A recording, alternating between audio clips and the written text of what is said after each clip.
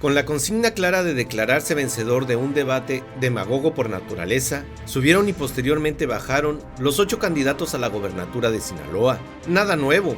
El contrario es deshonesto y mentiroso en el largo discurso de señalamientos sin aportar una sola prueba de ello. Las promesas de que ahora sí ven los rezagos en todos los rubros y ausentes de haber formado parte integral de gobiernos pasados, las respuestas al por qué otros gobiernos no han aplicado políticas públicas que realmente benefician a la población, ahora resulta clara y es el punto central de las campañas políticas de todos los candidatos. Por otro lado, la hipocresía tiene el rostro de todo el que vive y convive en Sinaloa, espeta el candidato de Morena, Rubén Rocha Moya, en torno al hoyo negro que representa el narco en Sinaloa. Coordinarse con ellos es la respuesta. Mario Zamora, candidato del PRI y los otros, aplica la vieja y desgastada fórmula. Es un problema federal. El debate pasó como simple requisito de campaña, pero la empresa de narcotráfico, esa sí llegó para quedarse, se acepte o se rechace. Gracias por acompañarnos a su canal por internet de Primera Visión. Soy Bernardino Chávez. Les damos la bienvenida desde Culiacán, Sinaloa, acá en el noroeste del país. Hace unos días se llevó a cabo acá en Sinaloa un debate de participación de los candidatos a la gobernatura. Son 8, imagínense, 8 candidatos estando 2 horas 20 minutos más o menos aproximadamente en un toma y daca de suposiciones, de interrogantes y sobre todo de señalamientos de todo tipo, hasta en un momento se veían ya ciertos problemas personales de candidatas o candidatos entre ellos. Por otro lado, un día antes se presentó aquí en Sinaloa, en Culiacán, este periodista que ahora, pues por supuesto, muy famoso siempre, pero ha estado en el ojo del huracán. Carlos Loret de Mola vino, no como aquella vez que vino con toda la Guardia Nacional, bueno, en este entonces en la Marina, el Ejército, a dar testimonio de la captura de Joaquín El Chapo Guzmán allá en la Torre Miramar en Mazatlán. No, ahora vino totalmente sin escoltas, muy, como se dice, a la sorda o muy tranquilo, y vino a entrevistar a los candidatos por el PRI, PAN, PRD, Mario Zamora, y por Morena, Paz, Rubén Rocha Moya. Una entrevista creo que muy importante, y de lo del debate y de esta entrevista, pues vamos a realizar este programa. Quédense, creo que es importante analizar punto por punto de lo que pasó, sobre todo en la entrevista, que hay unas situaciones relacionadas a cómo ven los gobernantes el narcotráfico aquí en Sinaloa, un cártel que según mundialmente es el más poderoso, imagínense. Entonces, pues por supuesto que esa sí es la noticia, más allá de lo que puedan decir los candidatos ahorita, porque sabemos que cuando llegan, pues es una cosa totalmente diferente. Hoy no nos acompaña nuestro amigo Alejandro Siqueiros, lo estábamos esperando, ahorita usted va a ver, lo estábamos esperando, aquí está su silla. Me dice que no va a poder asistir, aquí tengo el mensaje, porque trae ciertos problemas de trabajo y tiene que ocuparse en este momento. Nos pide una disculpa y nos pide que le digamos a usted que por eso no se presenta. La disculpa ya está dada por nuestro amigo Alejandro Siqueiros. Pero sí me acompaña Ernesto Saldaña García, a quien con gusto saludo. Ernesto. Saludos a Sinaloa, a todo México, a seguirnos cuidando del COVID, aunque suene como repetitivo, pero es importante todavía guardar la sana distancia. Pues sí, fíjese nada más que hace unos días, pues estuvo un debate aquí que en lo personal creo que no hubo nada nuevo. Los candidatos se dedicaron a, pues, decirse las situaciones estas de qué es lo que para ellos está mal del de enfrente, qué es lo que no deben de hacer, por supuesto, los de enfrente, y sobre todo que no hay una idea central de lo que es, pues, gobernar este estado. Se quedan muy limitadas todas estas partes en cómo explicar en economía, en salud, sobre todo en seguridad. Van de un lugar a otro pensando cómo se pudieran hacer las cosas, pero no diciéndonos cómo se deberían de hacer ya desde lo práctico, desde lo definitivo. Un Mario Zamora que pues representa los colores del PRI, del PAN, del PRD y que es un entusiasta en el sentido de que él se ve a sí mismo como el gran protagonista de esta candidatura, de esta parte de elección, y que seguro en sí mismo dice que va bien rumbo a esa candidatura y sobre todo a la gobernatura. Rubén Rocha Moya, pues tranquilo, se dice que las encuestas lo favorecen. Hay que recordar que las encuestas no son más que otro acto de campaña, que todos dicen que va a ganar uno, pero que al final, aunque esas encuestas sean pagadas por los que dicen que van a ganar, pues la gente vota por el otro y se acabó. Rubén Rocha Moya no se metió en muchos problemas, dejó que el río corriera y tranquilito empezó y así tranquilo terminó en esto del debate. Los demás, bueno, pues se empezaron a dar con todo, algunos que vienen también del priismo, otros que vienen de los sindicatos, otros que vienen de activistas, en fin, hubo de todo y ahorita lo vamos a platicar aquí con Ernesto Saldaña. Ernesto, pues qué decir del debate. Yo siento que las ideas pues se quedaron en sus cuarteles de campaña, esta situación de cómo enfrentar una violencia como la que vivimos en Sinaloa, que bueno, mengua cuando el cártel pues está tranquilo y no hay ningún conflicto entre ellos, la educación, la salud y todo este contenido de corrupción que arropan los gobiernos de uno y otro y otro y otro color, llegue quien llegue, es una corrupción tremenda y se ve claramente, pero nadie hace ni dice absolutamente nada. Primero que nada, un debate donde por primera vez hay 3 mujeres buscando la gobernatura, eso sí es inédito, y muy largo, un debate, 8 candidatos, un debate para mí de contrastes y de claroscuros. Fíjate que a diferencia, le he preguntado a muchas personas qué opinaban del debate, te pregunté a ti, le he preguntado a diferentes amigos y la mayoría me dice, estuvo aburrido, ya lo esperaba así, hubo ausencia de propuestas, se dedicaron a tirarse unos a otros, etcétera, etcétera. Por eso digo claroscuros. Pero finalmente te voy a decir una cosa, en los debates es importante establecer un estatuto de credibilidad o un estatuto de congruencia. Porque en los debates, cuando te centras en la pura propuesta, tú puedes prometer el oro y el moro, Bernardino. Puedes prometer incluso que la NASA se va a venir a Sinaloa, pero aquí la cosa es que tienes que decir cómo. Y en los debates la propuesta simplemente llana, deslumbra, pero no quiere decir que lo vayas a ejecutar. El prometer no empobrece.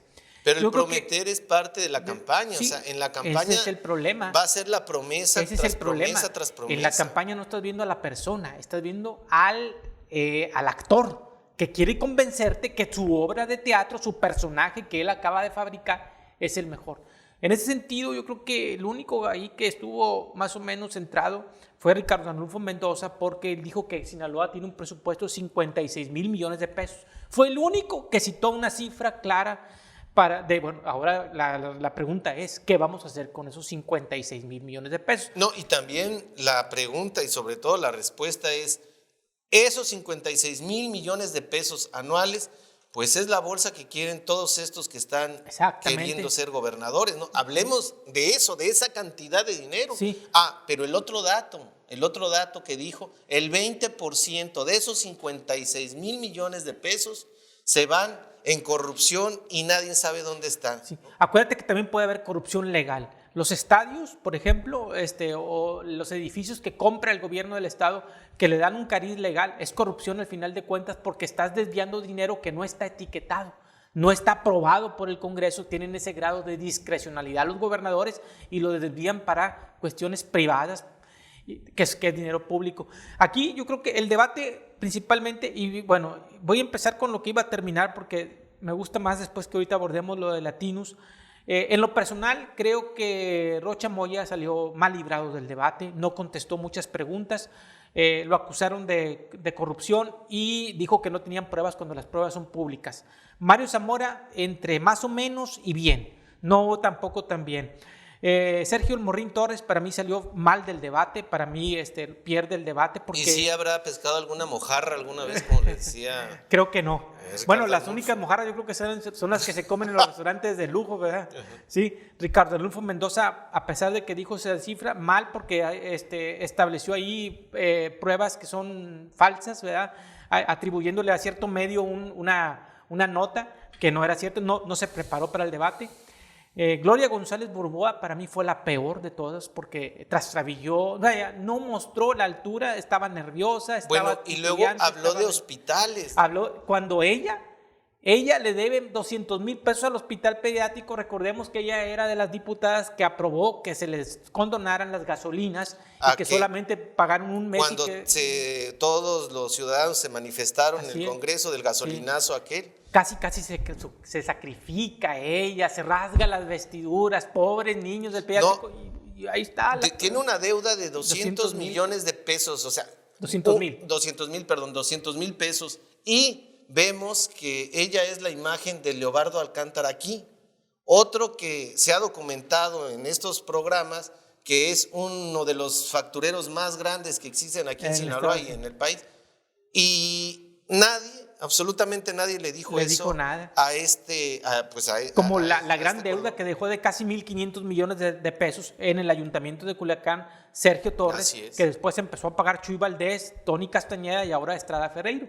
La señora Yolanda Cabrera de RCP para mí fue una revelación. Yo no la conocía, no esperaba mucho de ella. Me gustó en algunas cosas, con sus altibajos. Y Roselena Millán pareciera que fue la ganadora del debate. Para mí fue la política que entró y dio su clase. Aprovechó demagógicamente. Pero por eso saqué la cifra de los 56,000 millones de pesos. Roselena Millán prometió el oro y el moro, que iba a construir carreteras, que esto y que el otro, que guarderías, que aquí y allá. Pero podemos caer encantados en su discurso y cuando nos volvemos a la realidad decimos, bueno, ¿cuál es el presupuesto de Sinaloa? 56,000 millones, 100,000 millones, 200,000 millones. Entonces no explica ella cómo va a resolver esos problemas o de dónde va a sacar presupuesto. Discúlpenme que lo diga, pero Roselena Millán, con toda su capacidad de narrativa, de didáctica, es una engañabobos. Y ese ritmo que tiene de llevar la idea, de llevarla, por supuesto, pero no podemos decir que no es una clase de política. Claro. Es una política, pero bien hecha, bien estructurada y con un pensamiento claro.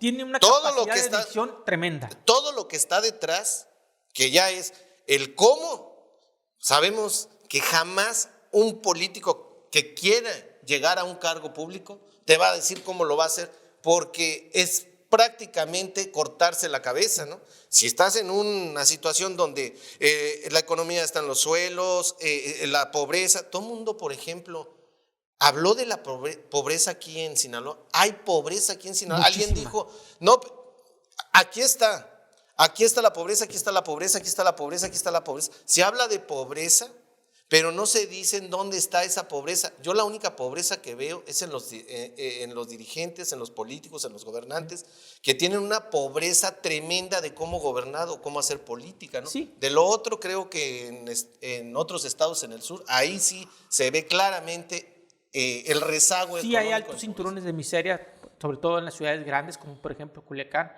Pero bueno, regresando un poquito a lo del debate. Nada más quisiera puntualizar esto, ¿no? En serio, porque es importante.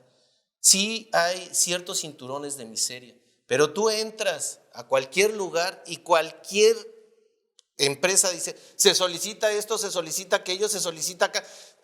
Hay tanto trabajo que tú te explicas, bueno, ¿y dónde están los pobres? Pero muy mal pagado, Bernardino. Es que allá hay una estructura, ¿no? Ya hay una estructura, entonces vete sobre la estructura, ¿no? ¿Por qué?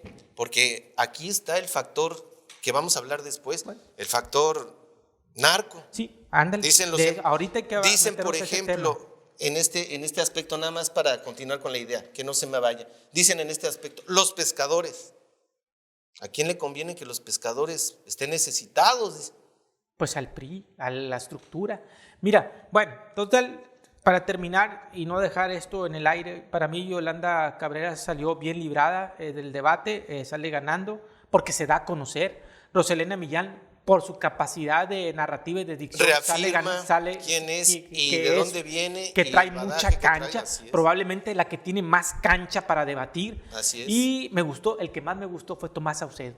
Fue mesurado, hizo propuestas concretas, no se metió en aspavientos de prometer lo que no podía cumplir, y fue propositivo y señaló lo que tenía que señalar. Para mí fue el candidato mejor en cuanto a lo personal, pero bueno, abandera un partido totalmente corrupto que es el Partido Verde Ecologista. Propuestas que vale la pena reírse de ellas, los 100 dispensarios de Mario Zamora, porque pues obviamente tenemos 56 mil millones de pesos de presupuesto.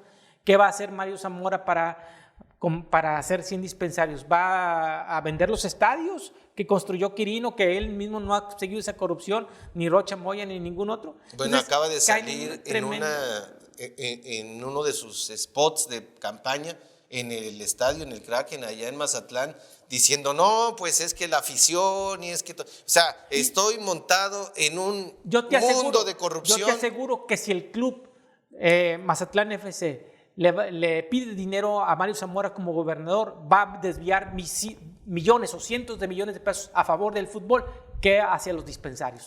Porque están montados, como tú dijiste, en esa corrupción. Y yo te aseguro que Mario Zamora y todos los políticos saben y ya le tomaron la medida al pueblo de que se plantan en un símbolo de corrupción y en lugar de pedirles explicaciones por qué están abonando a la corrupción, el pueblo los justifica, los aplaude, incluso hasta se ríe con ellos. Esa ignorancia, esa zozobra, esa falta de carácter para defender el patrimonio en Sinaloa es la maquinaria, cabrón, que hace que todos estos bribones de repente salten con estas grandes campañas. En resumen, Bernardino, a mí lo que me preocupa del debate es que lo ven como un montaje para ver cuánto puedo engañar al pueblo de Sinaloa, y no se asinceran de qué es lo que yo puedo hacer por el pueblo de Sinaloa y la congruencia que yo tengo, la solvencia moral que yo tengo para realizar eso, porque solvencia moral yo creo que ahí, pues yo creo que ninguno. ¿Con qué te quedas? De lo que tú dices, me quedo con esto del debate. Me quedo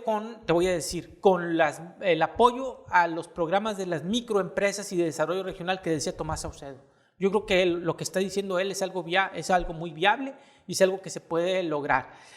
Y me quedo con las cuestiones negativas. Hubo ausencia de qué, cómo y cuándo atacar el tema de la corrupción. No se habló de eso. Prácticamente no se habló absolutamente nada de cultura y de educación, cómo se va a regresar a la normalidad en las escuelas. No se habló nada de la austeridad. Recuerden que aquí en Sinaloa existe una ley de austeridad.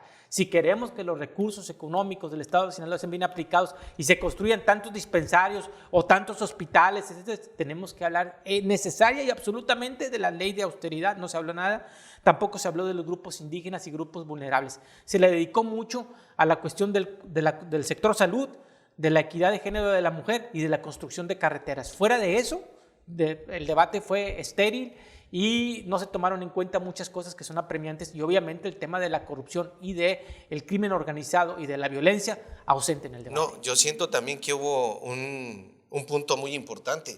La mayoría de todo esto giraba en torno a quitar de la gobernatura a Melesio Cuen Ojeda.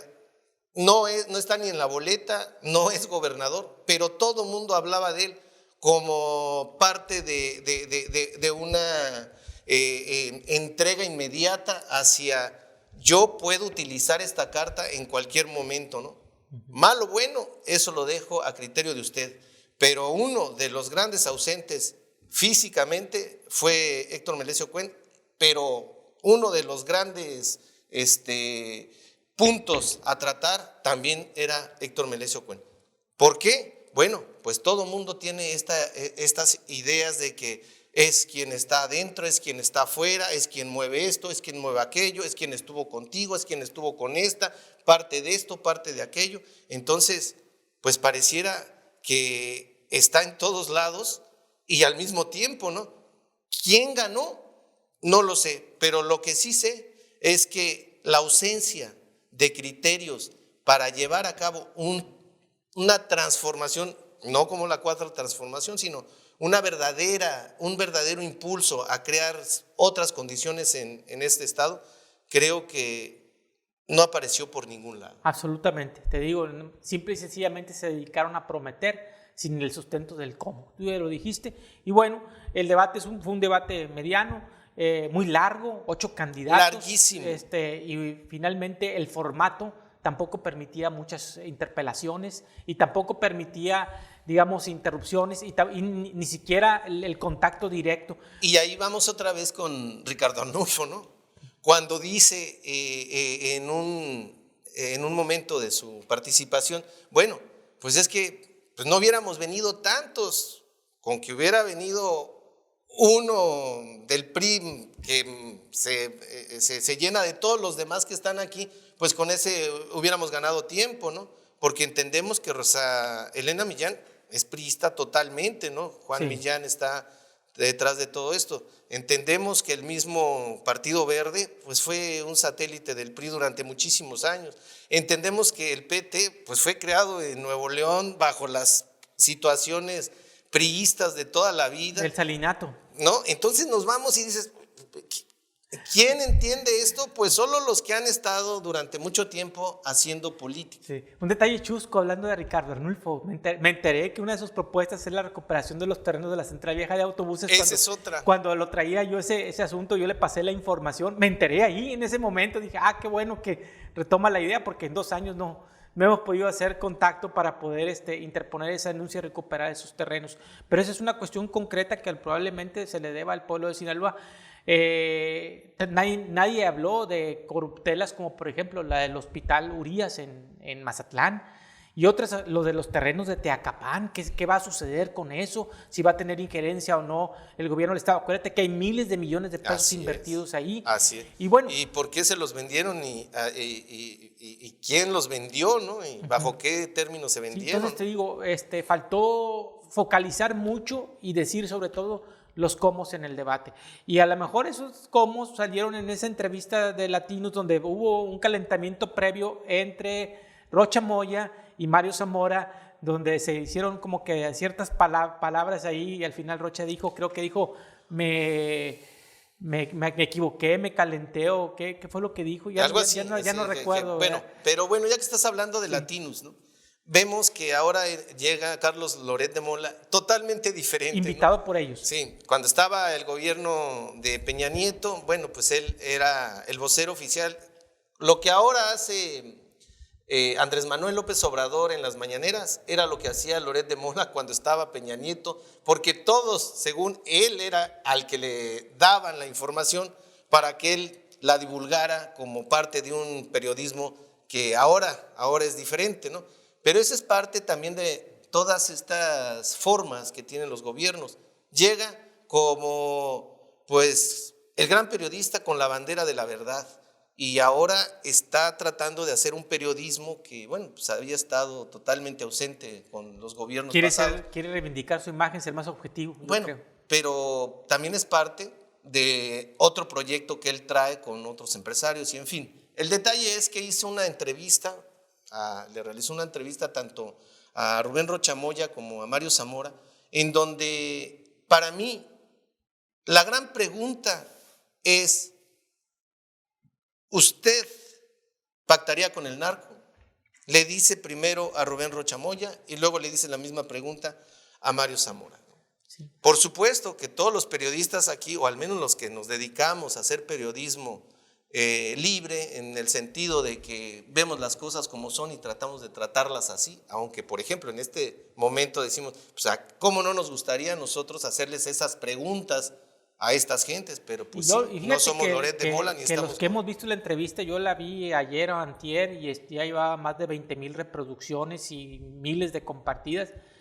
A mí se me hizo que dubitaron, que tuvieron miedo en contestar la pregunta, tanto Rubén Rocha Moya como Mario Zamora. Mario Zamora le dejó la bronca a la federación. Recordemos que aquí en Sinaloa ningún narco tiene antecedentes penales, que no se les sigue por ese delito, tanto que vienen y salen y todo. Entonces, los gobiernos de los estados, desde que se reformó en la época de Salinas la ley y que se empezó a introducir esto como delito federal, se lavaron las manos y dijeron, no nos compete esto, y no lo vemos y no lo vamos a querer ver. En ese sentido, pues se evadió la pregunta Mario Zamora. Y Rubén Rocha Moya se metió en un trabuco de respuestas que yo creo que ni supo él qué fue lo que contestó. Sí, no, sí, no, sí voy a fijar términos con ellos, pero no los voy a fijar, pero no le entendí, yo creo que ni él se entendió. Y para entenderme mejor, cuando digo nos gustaría hacerles estas preguntas a estas personas políticas, no es que no se las hayamos hecho, no, nos gustaría hacérselas y que ellos por lo menos dijeran algo como lo que dijo Mario Zamora y Rubén Rocha Moya a Carlos Loret, porque ahí está la respuesta del por qué y cómo manda aquí el narco. No te responden. No, pero tú ves entre líneas, por ejemplo, lo que dices de Rubén Rocha Moya, ¿no? Rubén Rocha Moya dice, vamos a quitarnos la hipocresía, vamos a tratar de acercarnos con ellos, vamos a coordinarnos con ellos, vamos a platicar con ellos. ¿Por qué? Porque sabemos todos en Sinaloa que cuando hablamos de ellos, estamos hablando de nosotros, y ahí yo sí creo que hay una hipocresía tremenda en la ausencia del gobierno. El gobierno está dentro del campo económico, empresarial de los narcos, de estos señores que se dedican a estas empresas multimillonarias. Un dato. Habló de personeros. Un dato nada más, ¿no? Imagínense, según los bancos, cada hora en Sinaloa se realizan 27 operaciones de lavado de dinero. Cada hora. En total, en 2020, fueron 245,422 reportes de operaciones de lavado de dinero. De $10,000 en adelante empiezan estas alarmas a sonar. Si el banco HSBC hace unos 5 o 6 años lavó más de 3,000 millones de pesos en Sinaloa y sobre todo en Culiacán, estamos hablando de realmente qué es el narco. No es el señor con un sombrero, con un cinto piteado, con botas, no. Es el gran corporativo. Es el empresario que tiene un emporio en todo el mundo, ¿no? Porque pues sí, llevas hortalizas quizás a Europa, pero ahorita también están llevando mercancía a Australia, ¿no? Y nadie habla de eso. Dice Rocha Moya, bueno, hay que dejar a los personeros, hay que hablar con los de arriba. Sí, bueno, eso de los personeros, a lo mejor por eso está ahí Gerardo Vargas Landeros, porque se señalaba que él era de los personeros, bueno, que eran los que... Y el otro... A lo mejor para eso lo trajeron. Y el otro dice, ¿no? Como dices tú, Mario Zamora dice, no, es la federación. Que se encarguen de ellos. Cuando todos los gobiernos de los estados se sabe que han tenido contactos con el narcotráfico, si no, pues de eso estuvo señalado Chuy Toño. No, de hecho estuvo señalado Carrasco, que en paz descansen los dos. Y bueno, finalmente, saben que están aquí, saben muchas veces en qué propiedades tienen, dónde viven, para dónde se mueven, pero fingen no verlos. Y bueno, y luego les hablan de ustedes. Son más respetuosos con ellos, manejan un lenguaje pulcro, un lenguaje muy medido, porque obviamente ofenderlos a ellos es un acto hasta para un gobernador de gravedad. Lo hemos visto en los discursos que manejaba Maloba, Aguilar Padilla. Quirino obviamente tiene ausencia de ese discurso y lo vamos a ver en el siguiente gobernador. Yo creo que sí va a haber una colaboración de ellos, simplemente para hacer una pax romana. No, después de lo del 17 de octubre, si tú no te sientas con esos personeros, puede haber un baño de sangre. Vamos, como dirían mis filósofos de la pulquería, vamos a ver las dos diferencias. Una es la política y el gobierno, y otra la empresa y la derrama económica, ¿no? Si tú hablas de que el narco políticamente, así como están, y hablas del culiacanazo, los muertos, las balas, la sangre, pues sí, pues la atención está sobre la violencia, ¿no? Pero si hablas de los miles de millones que genera el narco, entonces estás hablando de gobernadores, de empresarios, de hoteleros, y esto yo creo que es lo importante. Hay que separar una cosa de otra. Este es el gobierno. No puedes decir, es que son unos y son otros. No, Es una economía global. Sinaloa se rige por una economía global. No lo separemos. Si lo seguimos separando, entonces vamos a seguir teniendo esa precariedad. Para distinguir qué es lo que nos hace falta como sociedad, no estamos hablando que sean buenos ni malos. Lo que estamos hablando es que se integren. ¿Para qué? Para que si tienen todos los privilegios, pues también nos echen las manos y tengan también una conciencia de ¿qué? De que también tienen responsabilidades, y esas responsabilidades creo que nos convienen absolutamente a todos. Cerrando lo que me toca ya para decir la palabra clave que tú dijiste cuando Rocha Moya habló acerca de que vamos a eliminar la hipocresía, y Loret de Mola le preguntó a los dos, a Rocha Moya y a Mario Zamora, sobre si tenían sus manos limpias, y ellos dijeron, sí, las tenemos limpias. Los dos trabajaron para el gobierno de Peña Nieto. Rubén Rocha Moya en el ISSSTE y Mario Zamora en la Financiera, y dicen de eliminar la hipocresía, pero ellos estuvieron en la Ciudad de México, donde toda la hipocresía fluye de un lado para otro, tremenda. La Ciudad de México, discúlpenme la palabra, es la puta de Babilonia, porque yo he estado ahí y he medido a esos políticos y se dan cuenta de esa corrupción, de ese tráfico de influencias, y se quedan callados, y eso también es hipocresía. Prueba de ello es que cuando le preguntaron a Mario Zamora si iba a combatir la corrupción, él dijo que sí, pero no dice cómo, porque ahí está el asunto de los estadios, por ejemplo, y Rocha Moya dijo que no iba a perseguir a nadie y dice que va a combatir la corrupción sin perseguir a nadie, y eso también es hipocresía. Bernardino, el siguiente gobierno, sea si llega uno de estos dos punteros, va a ser la tapadera del actual. Nada más para terminar, se dice que quien produce la economía en este estado es primero la agricultura y luego el turismo. Eso es mentira, primero es el narco y luego lo demás. Y no es porque estemos haciéndole la chamba a nadie, es porque así es y así deberíamos de ver las cosas. Estamos terminando, gracias por acompañarnos, nos vemos en una próxima ocasión. Hasta entonces, hasta siempre.